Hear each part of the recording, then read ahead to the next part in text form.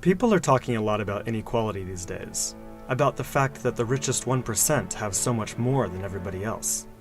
But most of the focus seems to be on the United States, and it strikes me that the same story needs to be told about global inequality too. So I did some research, and this is what I found from reliable sources like the UN. It turns out that while the US is totally out of whack, things are actually way worse for the planet as a whole. Let's start with this graph. A perfectly even distribution of wealth among all living people, with everyone divided into 5 equal groups. Now, let's show how much each group actually has. Shocking, right? 80% of the world's people barely have any wealth. It's hard to even see them on the chart.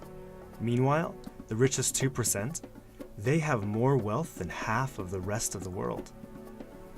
Let's look at this chart another way. Let's take the whole world's population, all 7 billion of us, and reduce it to just a representative 100 individuals. Here they are, poorest people on the left, richest people on the right. Now let's show how the world's total wealth, roughly $223 trillion, is distributed.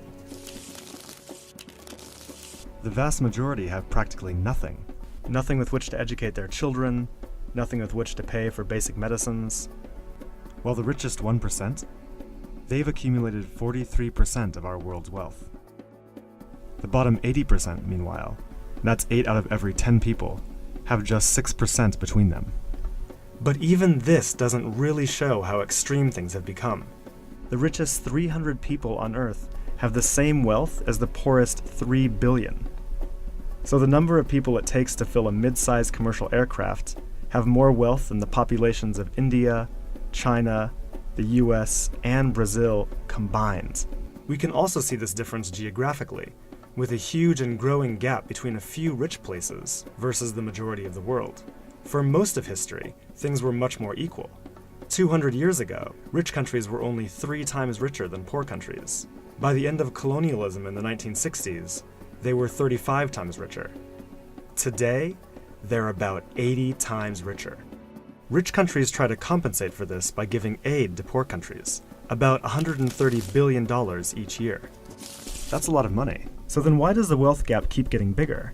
One reason I found is that large corporations are taking more than $900 billion out of poor countries each year through a form of tax avoidance called trade mispricing.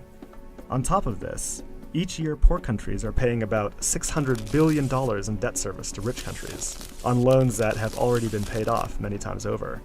And then there's the money that poor countries lose from trade rules imposed by rich countries to get access to more resources and cheaper labor.